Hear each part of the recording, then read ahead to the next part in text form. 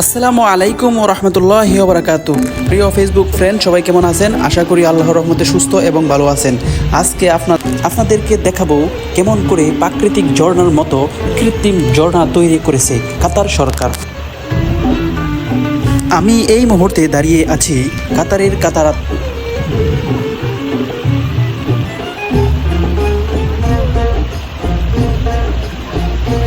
কেউ যদি এটা প্রথম দেখে তাহলে বুঝতেই পারবে না এটা প্রাকৃতিক ঝর্ণা না কৃত্রিম ঝর্ণা।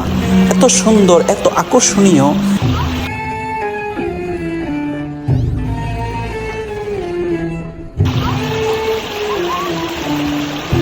যারা এখানে ঘুরতে আসে তারা প্রথমে মনে করে এটা প্রাকৃতিক ঝর্ণা, আসলে কিন্তু নয়, এটা কৃত্রিম ঝর্ণা।